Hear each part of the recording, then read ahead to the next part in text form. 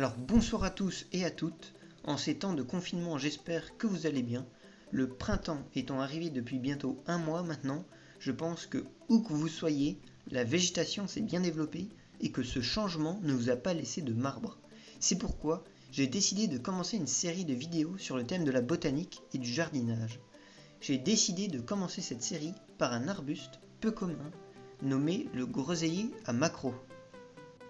Le nom groseillier maquereau vient de la gastronomie anglaise, car les plats à base de maquereau sont couramment accompagnés de sauces à base de ce dernier depuis le XVIIIe siècle.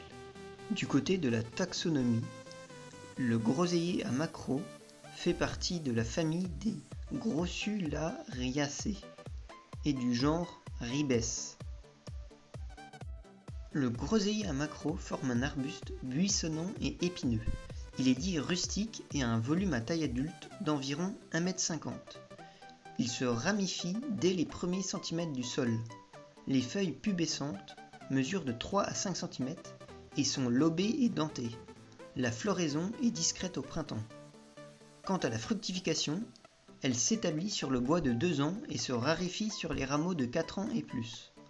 Les fruits se développent en solitaire et non en grappe. Ils peuvent être translucides, vert-jaune, blanc ou rouge-violacé. Ces derniers sont légèrement duveteux et mesurent entre 2 et 3 cm de diamètre.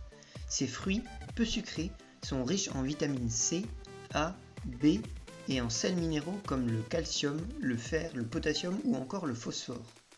La récolte se fait entre juillet et août. Toutefois, attention, la cueillette nécessite quelques précautions en raison des épines. Il est originaire d'Europe et d'Afrique du Nord, et se rencontre à l'état sauvage dans les forêts.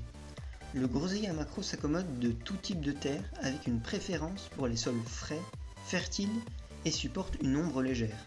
Dans le nord de la France, trouvez-lui un endroit ensoleillé mais non brûlant. Quant au sud, préférez un emplacement à mi-ombre. Ce groseillier redoute en effet les fortes chaleurs et la sécheresse, et apprécie les climats frais comme ceux du nord et des régions montagneuses. Au niveau de la plantation, il est préconisé de séparer les différents pieds d'au moins 1,20 m entre eux.